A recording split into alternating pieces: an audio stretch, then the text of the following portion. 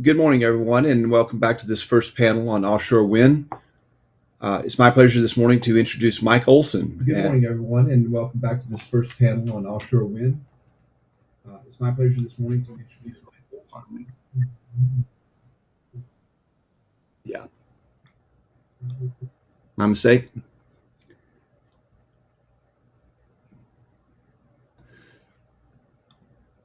So is it working correctly now? Great. So sorry about that. So my name is Jason Bush, Executive Director of the Pacific Ocean Energy Trust. It's my pleasure this morning to introduce Mike Olson as the moderator for this panel on offshore wind. Mike Olson has nearly 20 years experience working on offshore energy issues. He is currently Vice President, Policy and Government Affairs at Aker Offshore Wind, where his focus includes helping establish favorable policy and regulatory frameworks in emerging offshore wind energy markets in the U.S. I've known Mike for several years, and I know he brings extensive experience from the private sector with companies such as Aker Offshore Wind and Equinor, but also from the public sector. He was an appointee in the George W. Bush administration at the U.S. Department of the Interior, most recently as Deputy Assistant Secretary for Land and Minerals Management. So it's my pleasure to introduce Mike and this impressive group of offshore wind experts to discuss this quickly emerging and very promising sector. With that, Mike, I'll hand it over to you.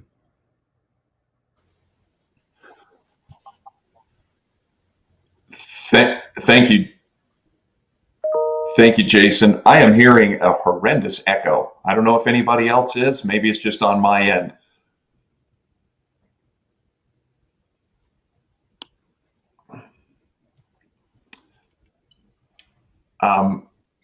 It is apparently on my end. Okay, well, let's see if I can do this. Thanks to TMA Blue Tech for the opportunity to moderate this panel. We have 4 outstanding panelists, each of whom presents a unique and extremely well-informed perspective on offshore wind. My name is Mike Olson. I'm with Aker Offshore Wind. We are a floating offshore wind developer committed to projects that respect the needs of local communities, protect our oceans, and reduce our environmental footprint. Through the Aker Group of companies, we bring nearly 2 centuries of deep maritime expertise, including 5 decades of planning, designing, and executing offshore energy projects around the world. Just to set the stage, last March, President Biden announced several initiatives beneficial to the offshore wind industry. Moreover, various coastal states have set ambitious targets for renewable and clean energy development, generally and specifically for offshore wind. While other parts of the world, though, have several gigawatts of offshore wind installed, we have just 2 projects in the US generating a total of 42 megawatts. I'm not going to go into any more detail on this because I don't want to steal any of our panelists' thunder, but suffice it to say, from a policy, technology, environmental, and demand standpoint, it is an exciting time for offshore wind in the US. Now, our plan is to try to make this more of a roundtable discussion, and we hope you'll ask questions. After our panelists introduce themselves, we'll start with some questions focusing on where the industry has been, where we are currently, and where we think things are headed in the future. So panelists, why don't you go ahead and introduce yourselves and your organizations. Jocelyn, why don't you go first, then Stephanie, then Amisha, then Adam. Sure. Thanks, Mike, and good morning, all. Thanks for taking the time to join us today, and thanks to my fellow panelists for the opportunity to talk with you over the next hour. I'm Jocelyn Brown-Saracino. I am the offshore wind lead at the U.S. Department of Energy, and I have been working on offshore wind for the last 12 years or so. And Mike, would you like us to talk to our slides a little bit now, or would you prefer that we do kind of quick introductions first and then kind of do the more deep dive? Yeah, let's pull the slides up and use those as you introduce yourselves and your organizations, and then we'll take it from there. Okay, wonderful. And while the slides get pulled up, I can give a quick voiceover. So the U.S. Department of Energy is a funding entity, essentially. So we work to support transformative R&D to really help realize the energy system of the future. And with respect to offshore wind, we're supporting R&D to lower cost of energy, spur technical innovation, address environmental siting and transmission challenges. And we can go to the next slide. In acknowledgement of the fact that the United States has a really rich offshore wind resource. We have over technical potential of over 2 terawatts. However, as Mike noted, we only have 7 turbines producing power in the United States right now. An acknowledgement of both this immense resource, the possibility of offshore wind really contributing to our nation's climate solution, as well as revitalizing our nation's waterfronts and economies. The Biden administration, in conjunction with the U.S. Department of Energy, Department of Commerce, and Department of Interior, as Mike alluded to in March, established a goal of deploying 30 gigawatts of offshore wind by 2030. And DOE led the analysis of some of the potential impacts of meeting that goal, and they are significant, including carbon reductions of 78 million metric tons, supporting a diverse range of new manufacturing plants, employing close to 80,000 workers in both the offshore wind sector and also jobs in communities induced by the economic stimulus provided by offshore wind development. And I think really critically, the analysis suggests that deploying 30 gigawatts could get the nation on a path to deploying far more offshore wind energy in the future, 110 gigawatts or more. And so we can go on to the next slide. So at the Department of Energy, we're taking a whole of government approach to try to realize both the 30 gigawatt goal, but also to use the 30 gigawatts as a stepping stone to much larger deployment of offshore wind in the future that includes both fixed bottom and floating technologies that you'll hear about throughout the course of this discussion today. And I spoke already a bit about what we do at the U.S. Department of Energy, but I want to just mention briefly that much of the work on offshore wind at the U.S. Department of Energy happens within the Wind Energy Technologies Office. That office is really working hard to lower the levelized cost of energy of offshore wind, addressing environmental and grid interconnection challenges, but we are taking a whole of DOE approach, and we have a number of offices across the department working hard to advance offshore wind. And I'll mention, for the sake of time, I'll just mention a couple right now. Our ARPA-E program has invested $40 million in advancing floating offshore wind platform and control co-design, and our loan programs office, which issues loan guarantees, has the potential to provide loan guarantees for a suite of different activities within the offshore space, including manufacturing, transmission, and potentially vessels as well. And so we have a range of resources to bring to bear to help realize a future in which offshore wind is a really central part of the nation's climate solution. And with that, I'll pass it back to you, Mike. Thank you very much, Jocelyn. Stephanie, why don't we go to you? Good morning, Mike, and thanks very much for having me on the panel and joining my esteemed colleagues. I am Stephanie McClellan. I am the Chief of Strategy and Policy for Simply Blue Group and also for Total Energies SBE-US, which is a joint venture between Simply Blue Group and Total Energies. And so I bring to this discussion and to offshore wind about 13 years now of offshore wind experience. I feel like that really dates me, but I started working in offshore wind in Delaware when that state had its first power purchase agreement and have traversed the spaces of sort of quasi-NGO, government and private industry. And the bulk of my time in offshore wind has been spent as the founder and director of the Special Initiative on Offshore Wind, which is an organization that was co-founded by the Rockefeller Brothers Fund and the University of Delaware, to develop policies and to catalyze the adoption of those policies to create a pipeline of revenue-supported projects up and down the East Coast. So I'll talk, if we can just move to the next slide, please. So just a little bit about Total Energy's SBEUS. As I said, it is a joint venture between Total Energies and Simply Blue Group. It was launched just about a month ago. And so this slide here just lays out sort of the two parent companies and, sort of the DNA of this joint venture. And I think the most important thing to note here is that we are a pure play floating offshore wind developer, and we are focused on the entire U.S., not just on the West Coast or California, where floating offshore wind will likely get its start. But Total Energy is one of the world's largest energy companies. I think it's the 29th largest company in the world.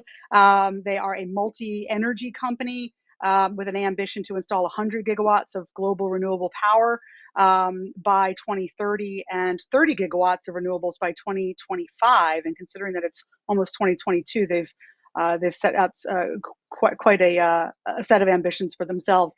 So they bring, not only extensive deep water experience from offshore oil and gas, but they also have 6 gigawatts of offshore wind in development around the globe. And that's including a 2.3 gigawatt project in South Korea. So that is the Total Energy side of the JV. Simply Blue Group is a blue economy developer, about a decade old. We are based in Cork, Ireland, and we have about 3.5 gigawatts of floating offshore wind in development off of the UK and in Ireland. And so the joint venture between Total Energies and Simply Blue Group is really the first broad extension of Simply Blue Group's floating offshore wind development activities outside of the British Isles. But we have here, that's as listed as on the slide, a couple of offshore wind, floating offshore wind projects in development. We have joint ventures also with Shell, in addition to Total Energies. And just today, actually, Simply Blue Group announced that the Western Star portfolio, that's off the west coast of Ireland, is actually now in a joint venture with Shell. So just to the next slide, please. And so again, so what is the joint venture? What is Total Energy's SBEUS going to do here in the United States? Well, our aim is to combine the expertise that Total Energies brings in large-scale offshore wind projects and our floating know-how from Simply Blue Group. We have a team of pioneers in the U.S. offshore wind industry, or veterans, whichever way you want to think about it. And our aim is to unlock untapped deep water opportunities on the east and west coasts.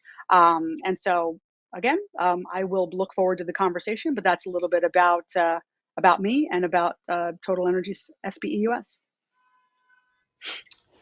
Thank you very much, Stephanie. Amisha, let's go to you.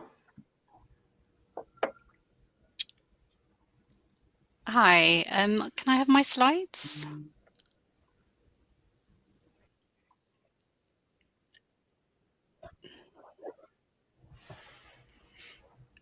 Well, I'll get started. Hello, everyone. I'm Amisha Patel. I am head of public affairs at Principal Power. Principal Power, oh, brilliant. Thank you. Next slide, please.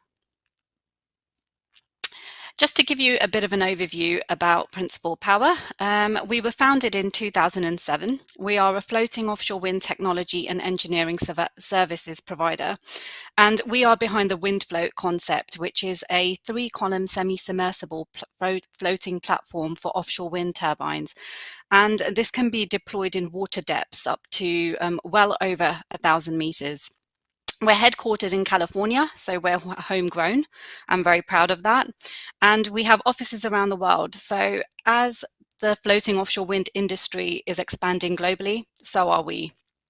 We are currently the market leader in floating offshore wind, with 75 megawatts operating in Portugal and in Scotland. And we're working really hard to retain our leadership through working on a global pipeline. And we're keen to deploy the WindFloat technology at home here in the West Coast as well. Can we go to the next slides, please? Now, to give you a bit of an idea of what I'm talking about, the Here's the float in yellow. It's a triangular floating platform with a wind turbine located on one of the 3 columns. I'm not going to spend too much time talking about the unique features of our solution today, but it is broadly based on a semi-submersible architecture, and this architecture has around a 6-decade track record in the oil and gas industry. So there's a lot of know-how that has been transferred across from the oil and gas industry to our technology, and we also have ties and roots with UC Berkeley as well. Can we go to the next slide? As I've mentioned, we currently have 75 megawatts operating. We have 30 megawatts to come online in 2023 with one of our projects in France, which is currently being developed. We also have a close to 4 gigawatt pipeline focused on commercial scale projects. So really moving away from sort of the megawatts and looking at a pipeline which will develop into gigawatts of deployment.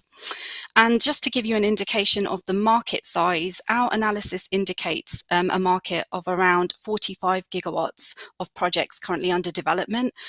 Obviously, not all of those will be built, but it's just to give an idea of how aspirational this market is and the work that's currently being undertaken globally. And I think that's my introduction. Thank you. Now, Mr. Adam Stern. Thank you, Mike. If I could have my slides up, that would be great. I'm Adam Stern, Executive Director of Offshore Wind California. We are a trade group or business association that represents offshore wind developers and technology firms. And I'm pleased to be on this panel because all 3 of my colleagues here had a hand in starting Offshore Wind California 2 years ago. Some brave pioneers decided there was a need for a group to promote the interests of the offshore wind industry, specifically those who were trying to develop floating projects in California's coast. And in the last 2 years, we've been engaged in a variety of policy arenas, both at the state and federal level, and have made remarkable progress in setting the industry up for growth and breakthrough projects. Among the things that Mike alluded to in the beginning was, as did Jocelyn, the change in administration resolved some of the siting issues that had kept offshore wind really stuck for a number of years, and created the situation that we're seeing now, where the first 2 call areas at Morro Bay and at Humboldt are now positioned for lease auctions about a year from now. And that is the result of a lot of collaboration from government agencies, including many of the ones that Jocelyn referred to, as well as state engagement from the key agencies that need to provide permits and other approvals for these projects to go forward. We see enormous potential for the industry here, and I think some of the key things that we'll get into in our conversation going forward are educating the public about the promise of offshore wind, explaining the very basic fact that the projects are slated to be 20 to 30 miles offshore, which means that they will be largely out of sight except on the clearest of days, and then only will we see very small toothpicks in the distance. And that this offers a very important resource to help balance out the existing renewable resources that California already has in the form of solar, onshore wind, hydro, and biomass. It could actually be one of the key components of helping the state get to its goal of 100% clean energy by 2045. And let me leave it there. Adam, thanks to all of you. Now let's go back, I guess, and take a little bit deeper dive into some of the things that you touched on. As I said, we want to take a look back at the history of offshore wind in the U.S., where we are today, and where we think things are going into the future. So Stephanie, let's start with you. You touched on your experience in Delaware. As the founder of the Special Initiative on Offshore Wind, you played an instrumental role in helping stand up the offshore wind industry on the East Coast. And as Adam said, frankly, have been exceptionally helpful on the West Coast as well. I'm sure you could write volumes about all that occurred and your involvement, but could you just take a couple minutes and share some of the highlights of how the industry has grown or taken off on the East Coast? Sure, and yes, I'm sure I could write volumes and speak ad nauseum. So I'll ask you to cut me off appropriately, because it was such a great experience and great story to see, really, in the past 4 to 5 years, honestly, this new opportunity to harness the largest renewable resource that we have in this country, offshore wind, in a manner that we just haven't seen before happen so quickly.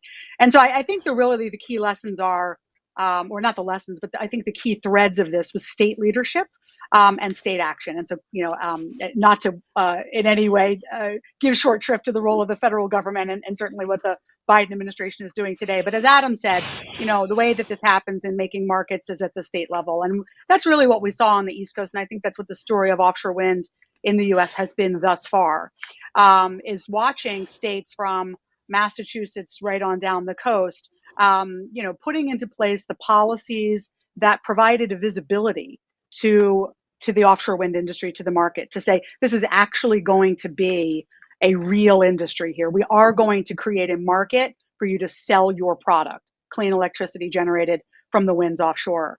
And so we saw and these happened in different ways in different states. I will say that some of these states started off, me sitting across the table from them, and our main goal was to get them to sort of unfold their arms in just, talking about offshore wind and watching states move from arms folded and no interest to adopting multi-gigawatt goals or targets of offshore wind by a date certain, sending again to the industry and to the supply chain, you should actually be involved here.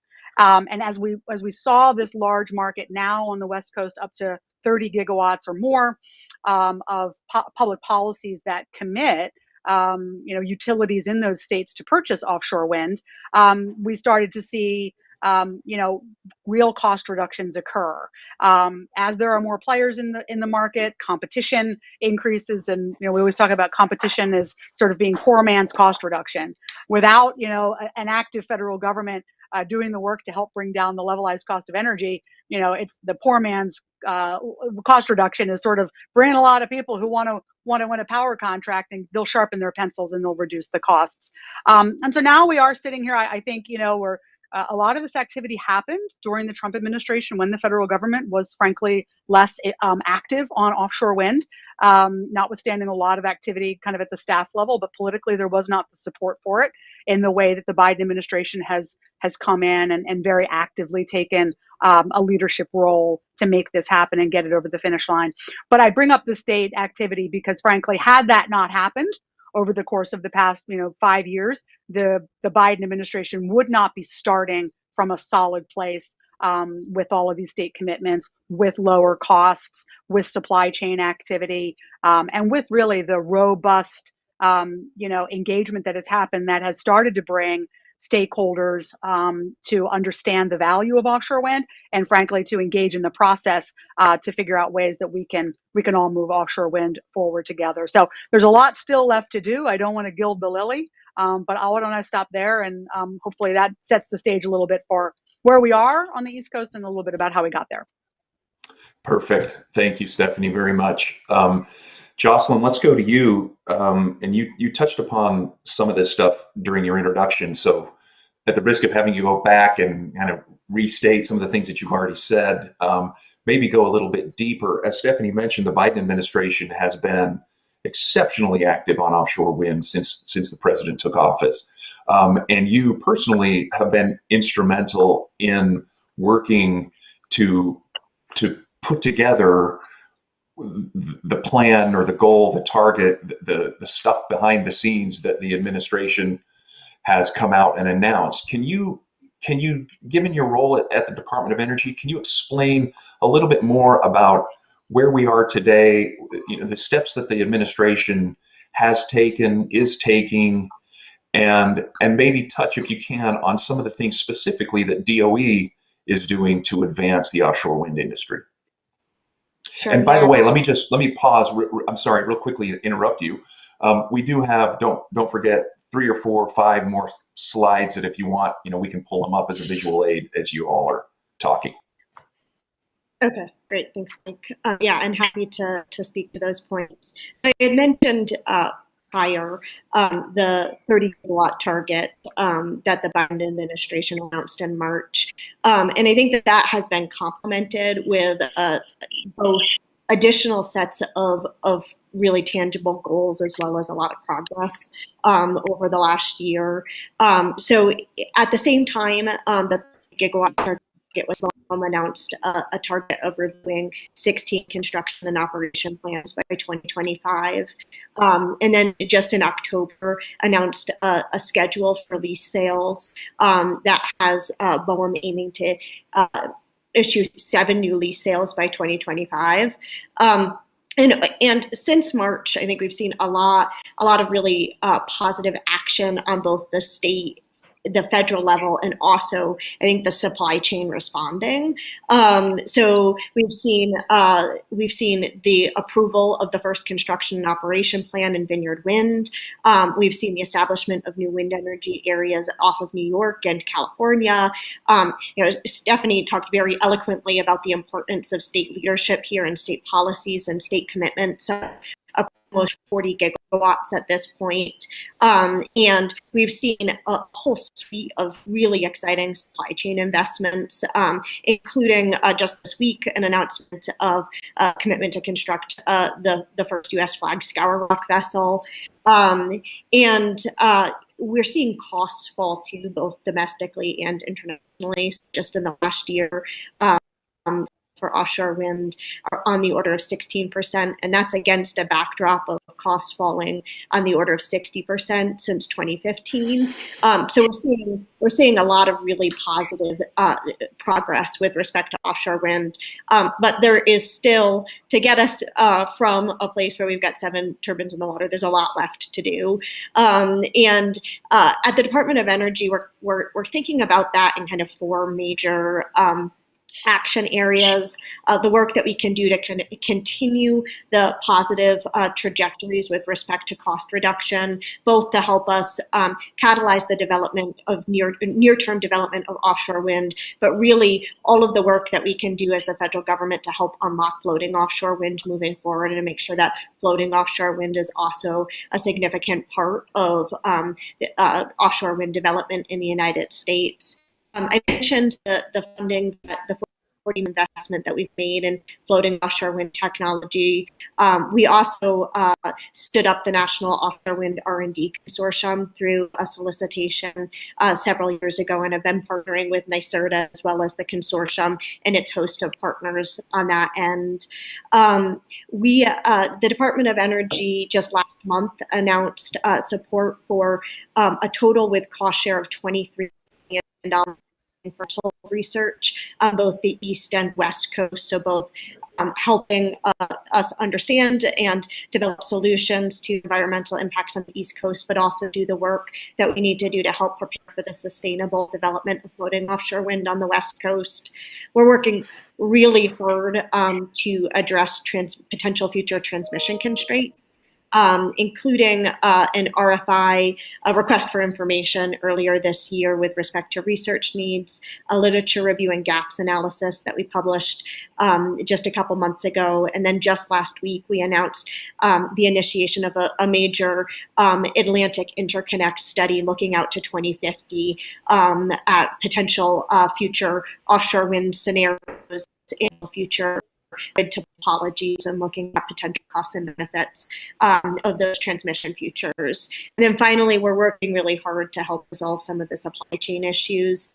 So we're, through our support of the National R&D Consortium, we're supporting the development of a national offshore wind supply chain roadmap we're also working to support through our National Renewable Energy Laboratory an offshore wind workforce roadmap. And I mentioned before, our loan program office has the potential to issue billions of dollars in loan guarantees, so has the potential to have a catalytic role in supply chain development. Excellent. Great. Thank you, Jocelyn. And you talked about, what's been done thus far by the administration, and then referred to some things that you're doing looking into the future. So let's continue to look maybe beyond the horizon a little bit. Stephanie laid out some of the history of where we are on the East Coast with offshore wind. All of that from a technology standpoint, at least thus far, being bottom fixed. Meaning the turbines, the foundations are resting on or are in part of the seafloor, basically in the seafloor. But I think going to you, Amisha, you mentioned previously Principal Power is an independent technology and services provider, and you're offering solutions for floating offshore wind. Can you spend a few minutes talking a little bit more about the different foundation technologies used in offshore wind, and then offer your broad thoughts about where you think the industry is headed technology-wise, maybe both globally and in the US? Yeah, sure. Thanks, Mike. I'll try and give a broad overview of how the industry is developing globally. So I like a good statistic, so I'm going to throw a few out there as well. At the end of 2020, we had a total of 35 gigawatts of offshore wind across the world, and that's predominantly fixed. 80% of offshore wind resource sits in deeper water. So we're looking at water depths of around 60 meters to 2,000 meters. So if we're looking at sort of meeting our global ambitious climate change targets and looking at deployment of renewable energy, it really is a floating play as we move forward. In the last year or so, what we've seen is floating offshore wind move from a concept to reality. I'll in terms of concept to reality, I'll also mention in terms of technologies, there's around 70 concepts out there at the moment, and this seems to move every time we have a conversation in the industry on the upside as well. So there's a lot of development in terms of floating technology out there, and we're seeing around a handful currently being deployed and some moving to the prototype stage as well. So the market is growing. The size of projects are also increasing, and we're expecting to see commercial scale projects being deployed by the end of this decade. So there's growth quite quickly. And we also expect in the next decade to see floating projects compete with fixed projects as well. I just want to mention here as well that it's not so much a playoff between fixed and floating. It's really about what is technically feasible. So what floating technology really allows developers to do is allows the flexibility of site selection without water depths being a constraint. So floating technology really drastically expands the places where you can build offshore wind. There are also several benefits as well in terms of, you're seeing projects built in deeper water to minimize the impact on ocean users and also avoid conflict areas. And we're seeing that in the West Coast. Moving further away from shore sort of reduces visual impacts as well. So it's bringing broader benefits in terms of deployment of offshore wind as well. Does that answer your question, or is there any element that you want me to expand? I apologize. No. I think I'm talking too much. No, you're not talking too much. And maybe while I've got you, in conjunction with COP26, you had the opportunity to host some legislators and other officials from California at the Kincardine project in Scotland. While they say a picture is worth 1,000 words, seeing something firsthand is incomparable, I think. Was there anything in particular that stood out to you, that stood out to them, issues that were raised? things that were particularly noteworthy during that field trip. Yeah, I think firstly, and I think it's been mentioned by my fellow panelists, is it's very much a conversation that has moved from should we be doing this to how can we make this a reality, and how quickly can we make this a reality as well.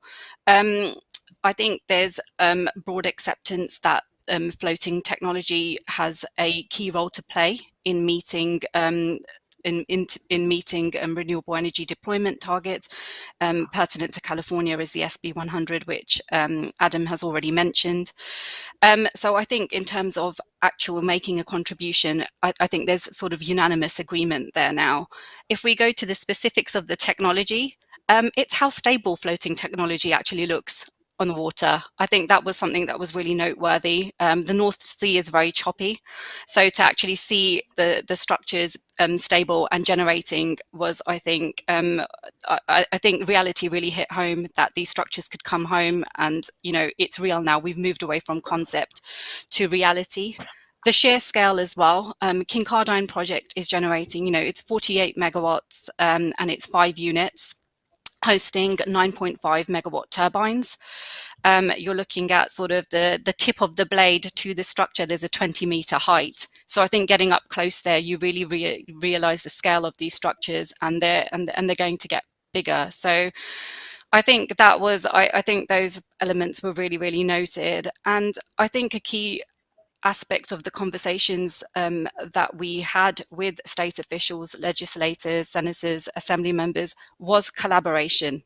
And I think that this is really, really essential. We've seen with Fixed globally where industries have developed, it's been a collaborative effort from supply chain, from developers, the industry, environmental groups, supply chain, if I haven't mentioned that, coming together to build an industry that benefits all groups and the local community. And I think that a lot of the discussions were around how we make that a reality on the West Coast, and in particularly in California.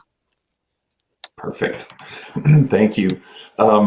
So speaking of California, Mr. Stern, in your introduction, you mentioned you're the executive director of an organization whose purpose is to promote offshore wind in California, to help establish favorable policies, positive, useful regulatory framework, et cetera, in California.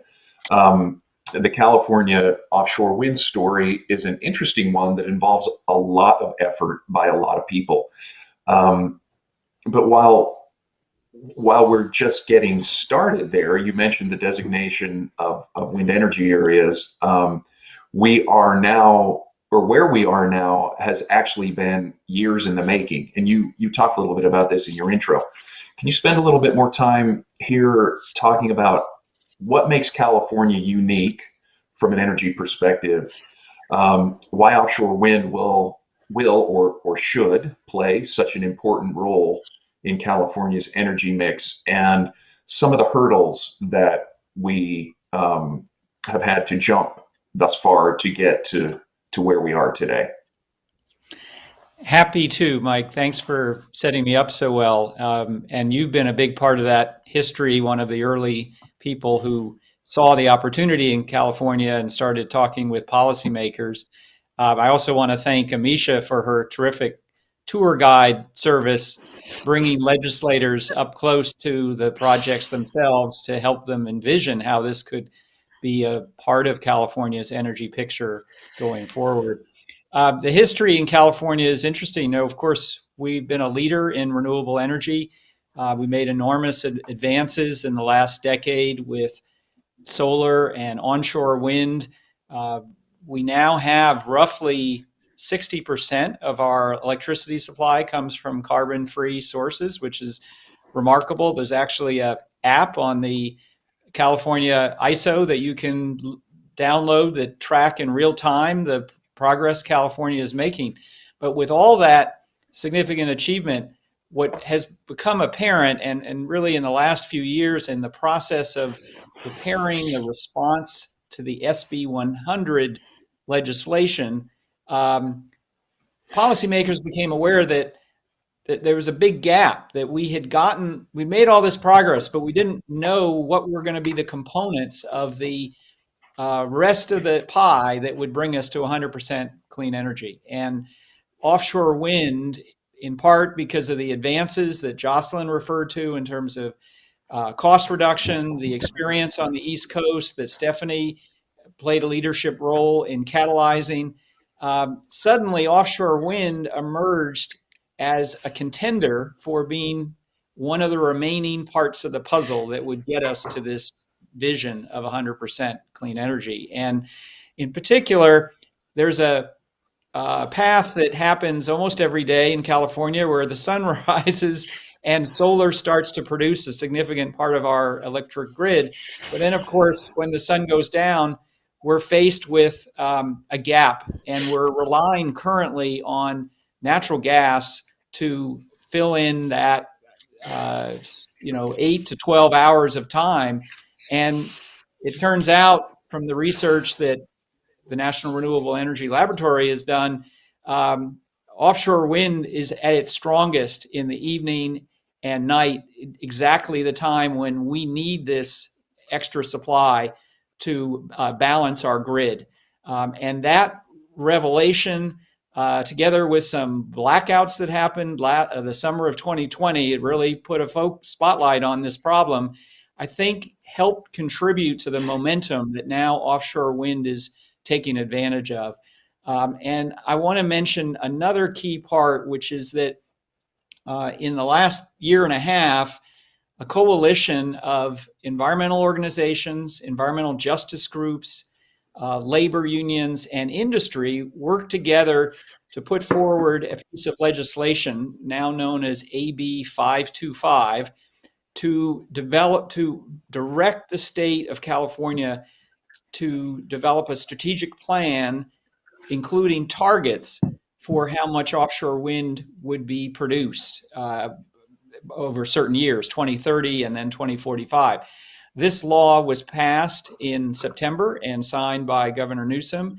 And one of the exciting immediate impacts of that is that the state, through its Energy Commission, will by the end of June of next year need to deliver the first set of targets. And this is really paralleling or mirroring the work that was done on the East Coast to set targets or goals that Stephanie described as being such an important trigger and motivator for industry to engage here.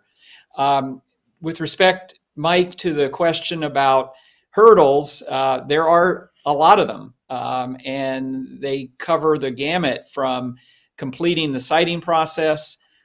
Permitting is very complicated because not only do you have federal permits that are required, but there's many as a dozen state agencies that are going to be engaged in this process to review the projects. Transmission is another big one. California has a grid that has been put together in Band-Aid fashion over nearly 100 years, and there are parts of it that are quite weak and not well set up for something like offshore wind. We need to take advantage of things like the new infrastructure bill that was just passed and make sure that the grid is upgraded so that we can take advantage of this resource. I'd say also, I can't emphasize enough the importance of education. Californians care dearly about their coast. It's unlike the East Coast, which has been developed over many decades. Much of the California coast is pristine, and people's image of what the state represents is often tied to that coastal view.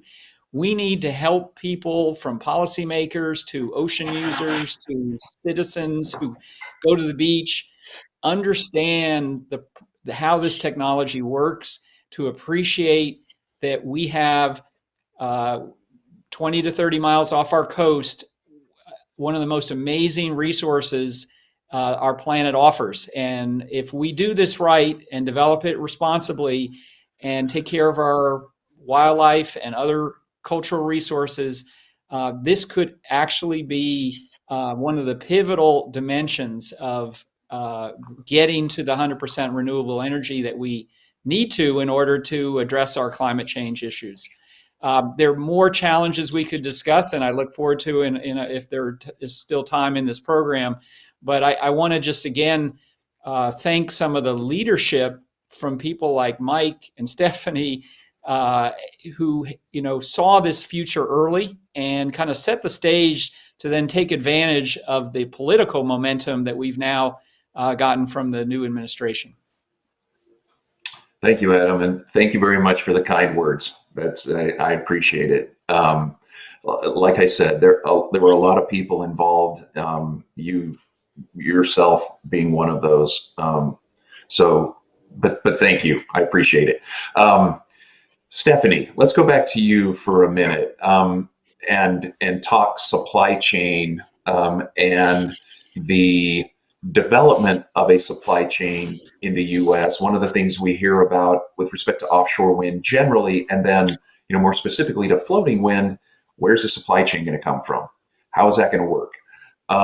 Can you talk a bit about maybe about the numbers we expect to see in terms of investments, just big picture, and how that relates to the development of a supply chain and what we can be looking toward as the supply chain develops in the U.S. Sure. And also, thank you, Adam, for your kind words. It's nice of you to say. And I will just also say that East Coast coastal communities, they love their coast just as much as Californians do. So trust me, they think they're pristine. They may not be, but they think they're pristine. In terms of supply chain, so the Special Initiative on Offshore Wind, just I think in October, put out a refresh to a supply chain forecast that we did 2 years ago in 2019. And what they're projecting is that between now and 2030, that the offshore wind sector in the United States will expend about $109 billion to essentially build, construct, and then begin to operate off that 30 gigawatts of offshore wind projects. And so, a lot of times people say, well, where's that $109 billion going to be spent? So let me just back up for a second. That is everything from the development expenditures, the operation and maintenance expenditures, which both are locally, right? Those things happen in the United States. You have to operate and maintain the farms where they are, and you develop the projects here. But it also includes the capital expenditures. So that's the turbines themselves, the towers, the foundations, the cables, the installation of all of those, the work packages that are involved with the installation of those. So together, that's $109 billion. And the first question that people ask about that is, well, is that, where is that going to be spent in the United States? And I think, what we're starting to see is, I think, kind of two paths forward. And I always, there's great work that's being done by offshore wind developers, by state and federal policymakers, and by supply chain companies themselves to meet the demand for local manufacturing and the creation of jobs and value in the United States. And I think that's something that there was a big question mark around it, even just a couple of years ago. Was that going to happen? Or were these materials, were these capital expenditures going to be made in European countries? Because I think the one thing that we need to sort of just be clear about when we talk about fixed bottom offshore wind versus floating offshore wind is that fixed bottom offshore wind that moved first in Europe, right? The sort of 35 gigawatts or whatever it is now of fixed bottom that's installed. That was technology that was created in European countries for European projects installed in European conditions. And so, that IP that was created is European IP. And so there's a difficulty, frankly, to sort of bring that, intellectual property to the United States. And so, there will still be, I think, a lot of really good, creative, savvy work done by industry and policymakers to bring as much of that supply chain to the U.S. as possible as it relates to turbines, blades, foundations, and cables. And we're starting to see that just last week, Nexans opened up its first cable manufacturing facility in South Carolina. It's starting as an export facility. The first cables they're producing are for projects in the United Kingdom. So, I mean, it's a really great story. I think that's a blade, blade finishing facility that will open up. I'm in Philadelphia, right across the river from where I am in Philadelphia. Towers that are starting to be fabricated here. So it's a great story in terms of starting to bring some of that 109 billion to the U.S. shores. But I think that floating is really an interesting divergence from that story and how it's gone thus far. And I think, we can't say enough that Principal Power is a U.S. company, but its technology is first being deployed, in Portugal and in Scotland, and we expect, right, it's going to be deployed even far more globally. But I think the important thing to note is that the way in which the floating offshore wind supply chain is developing right now, it's not only developing for European projects like Fixed Bottom did. So we have this opportunity. It's somewhat up for grabs in a way that Fixed Bottom, supply chain is not. And so floating offshore wind moving into states like California, moving into states like Oregon, which is on the BOEM, the Bureau of Ocean Energy Management's timeline to have an auction for a wind energy area in Oregon in just a couple of years. The Gulf of Maine, deeper waters off of the New York Bight. The more that we have a visible floating offshore wind industry in the US, just like we needed that market visibility for Fixed Bottom to start to attract competitors and supply chain companies here, that floating offshore wind opportunity is actually much greater to really capture much, much more of it.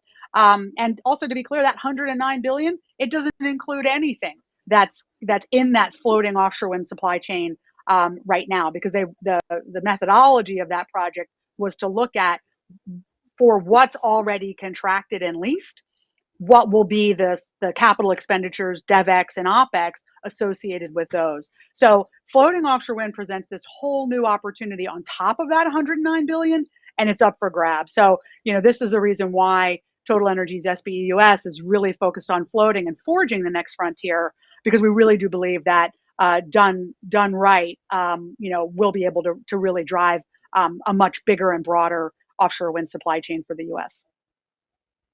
Thank you, Stephanie. Yes, you don't have to raise your hand. You can just shout it out. Amisha.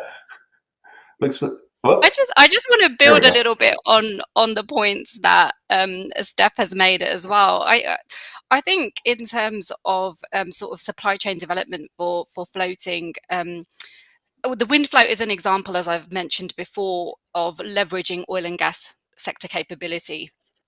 And Steph has mentioned the Gulf of Maine, Gulf of Mexico, and sort of the scope for floating to be developed there as well, where there is a strong oil and gas sector capability. So, and I think we saw some of that application for Block Island as well, if I'm not mistaken. So the offshore wind industry has been present in the US and sort of transferring of that capability for some time now. So I think we can't sort of I think we can really see diversification sort of taking place and coming into play in the US as well, which will help accelerate supply chain development.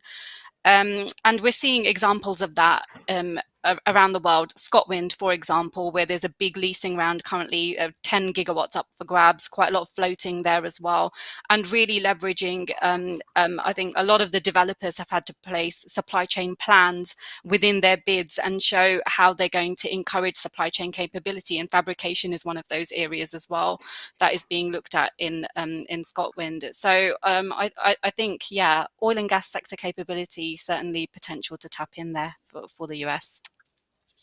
And if I could, I just want to add, I was just going to add to that, I think the thing that if we think about, floating structures and the maturity of that technology, floating offshore wind is actually an integration play. It's not a new technology. It's the integration between a mature floating substructures and mature offshore wind turbine technology. And so those things tend to move much faster than sort of a new technology. And I think that sometimes gets lost in the discussion about this, but I think we can really move this very quickly.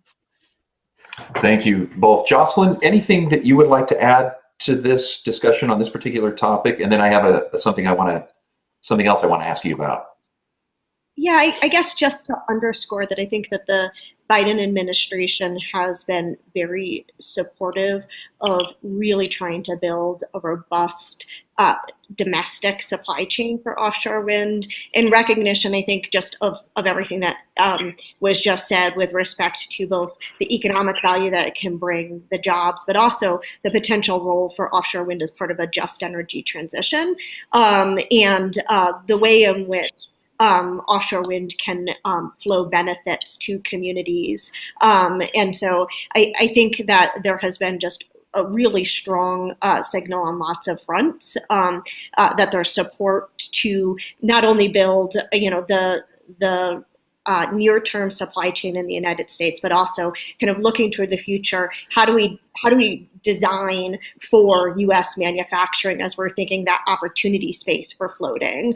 How do we make sure that the United States can be a leader in manufacturing for floating offshore wind moving forward? That's great points by all three of you. Let me just shift gears a little bit, and I apologize. We're kind of jumping around a bit. We only have 7 or so minutes left. I'll start with you, Jocelyn, then I'd like Adam, you to weigh in here after Jocelyn, and then anybody else for that matter who has something to say. But we've talked about the ambitious goals of the Biden administration, what states are doing, all the positive momentum that the industry has, but not everybody sees the benefit of offshore wind. I mean, Stephanie, you talked about some opposition or concern on the East Coast about pristine views. Adam, you did the same. So let me ask you, Jocelyn, we'll start with you. What are some key challenges to the development of offshore wind? But more importantly, what is being done or should be done to address some of those key concerns? Yeah, absolutely. And I think there's a real need to consider as we develop offshore wind, how do we optimize the potential for co-use? So as we're siting projects, how do we optimize the potential for co-use of the ocean space? How do we design projects in ways and develop projects in ways that really bring the diverse set of stakeholders that use the ocean space, have equities in the ocean space to the table, and make sure that their voices and equities are heard and considered throughout the process. And there's a lot of good work being done on that front on behalf of the federal government, the state governments, developers, and also a whole host of other actors in this space who are really, deeply committed to developing offshore wind in a way that optimizes the potential for co-use and also it develops offshore wind in a way that benefits really do flow to communities. So I can give you some examples of work that DOE is doing. We are supporting co-funding through NOAA Sea Grant and the NOAA NIMS Northeast Fisheries Science Center to support research on optimization of co-use and plan to make announcements with respect to that tranche of new research this winter. And that's against a backdrop of research activities and partnerships that are springing up around the country, including the establishment of groups like ROSA, which are really trying to bring together the fishing community and the development community to address support the science to address co-use with offshore energy and fisheries. And we're seeing similar collaborations there in the environmental space too. How do we work to ensure that as we develop the offshore wind that's so critical to addressing the world's largest environmental challenge, climate change, that we're doing so in a way that is sustainable and minimizes local impacts. Outstanding points. Adam, your thoughts on this? Yes, well, to build on what Jocelyn said, our industry is a big believer in coexistence. That is, that it's possible to have offshore wind and preserve marine resources and the fishing industry and other ocean users to have paths of navigation to take advantage of the ocean as they have been. I think a lot of it is going to require careful listening and stakeholder engagement. I'm very pleased to see that the Federal Bureau of Ocean Energy Management, along with state agencies like the California Energy Commission, are doing extensive outreach in California right now. In fact, this week, there are a series of meetings happening with the fishing community. And tomorrow, the San Luis Obispo Tribune is sponsoring an hour-long seminar with Congressman Carbajal, who's adjacent to one of the key wind energy areas, the commissioner of the Energy Commission, some other stakeholders who are involved, for a dialogue about some of the same things we've been discussing. So I'm very confident with the innovation that the industry has shown already. There will be solutions to problems that may be identified. We need to do a good job of monitoring our impacts, and we need to be ready to make corrections as needed. But if you look at it in the big picture, we're in the middle of a climate emergency. It's becoming evident to us every day. We need this resource to help fulfill the vision of 100% clean energy. I think people look at it with that lens, we'll be able to find the solutions to work out the issues that present potential conflicts. And people on this call, I know, are going to be part of that conversation. Thank you, Adam. Amisha? Stephanie? Yeah. Oh, sorry. Just to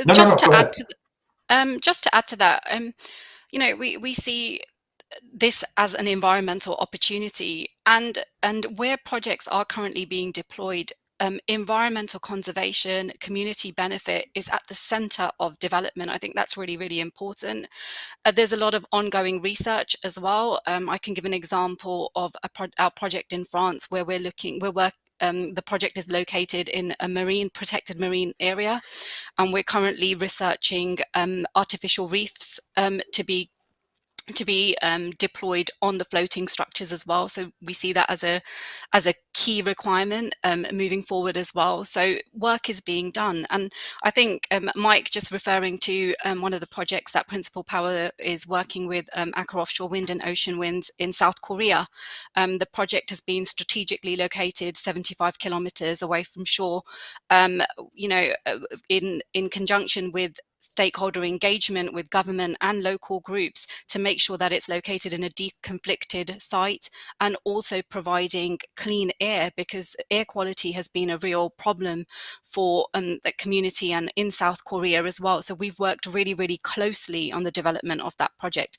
So it's at the center and it is happening. Very good. Thank you.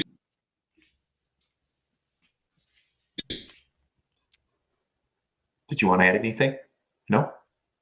Stephanie? Me? Oh, yeah. Well, I'm just looking. Yeah, just a few seconds, 30 seconds left here. I would just say that up until COVID, these would have been, the co-use would have been like the single major issue. Like, this is what we have to solve. And I agree with everything that my fellow panelists have said, and thank the Biden administration for all the work they're doing to advance the research that needs to be done. I will just say, though, supply chain bottlenecks as it relates to just the economy more broadly, and what that means in terms of being able to deliver the projects that need to be delivered on time here. I think that's one of the critical issues that this industry is going to face in the next couple of years. Thank you very much. Thanks to all of you. I believe our time is up. Before we all just get cut off, I want to thank our panelists. You've all done a wonderful job. Thank you for bringing your expertise and insight, knowledge of this industry. So thank you very much. Appreciate what you have said. Thank you, Mike. Thank you, Mike. Thanks, Mike. Thank you, Mike. Thank you.